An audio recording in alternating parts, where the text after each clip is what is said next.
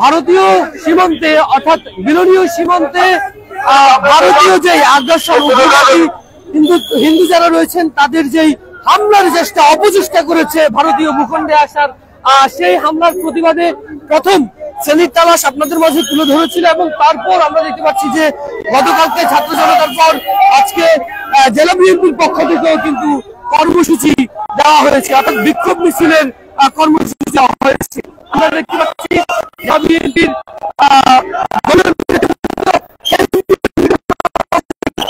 এই নির্দেশনায় বাংলাদেশের সাথে কিন্তু নেতাকর্মীরা একটু মাঠে নেমে এসেছেন, সেটি লক্ষ্যণীয়। এবং দর্শক বলে রাখছি, তারা যেই ধরনের উগ্রবাদী আচরণ করেছে, যে ধরনের উস্কানিমূলক বক্তব্য তারা দিয়েছে, সেই হিসেবে কিন্তু বাংলাদেশের যে সকল শান্তিপ্রিয় মানুষ জনগণ রয়েছে, আপামর জনতা রয়েছে, তারা কিন্তু অনেকটাই ধৈর্যের পরিচয় দিয়ে আসছিলেন।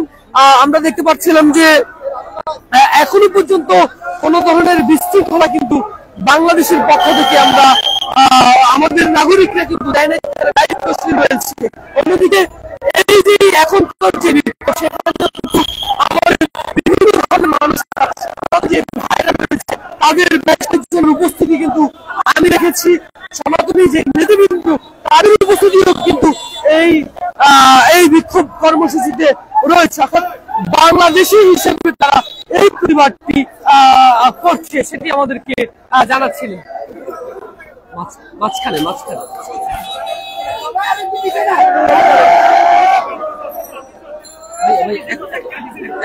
একটু জায়গা দেন না ভাই, মিডিয়া কভারেজ করতেছে।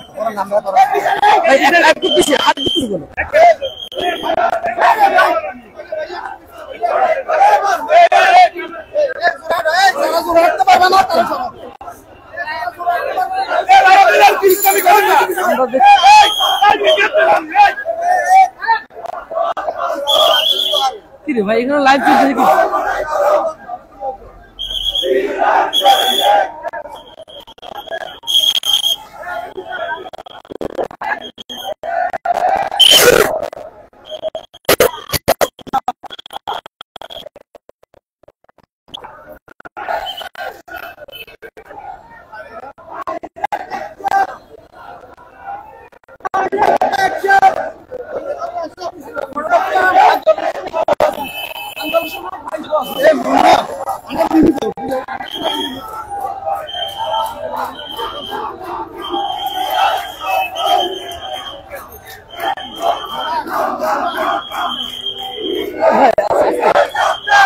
ভাই আস্তে আস্তে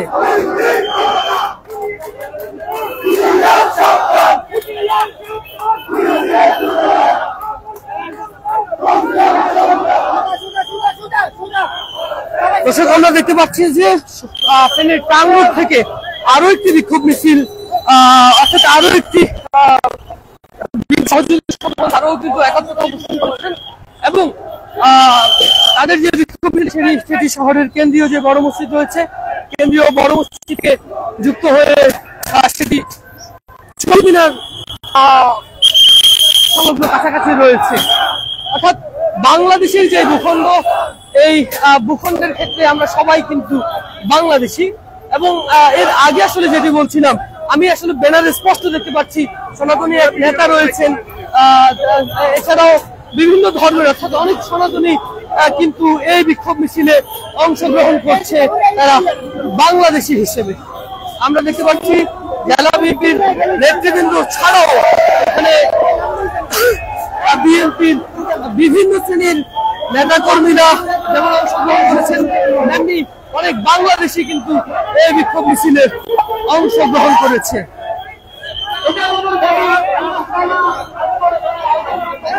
মাঝখানে থাকো, মাঝখানে থাকো,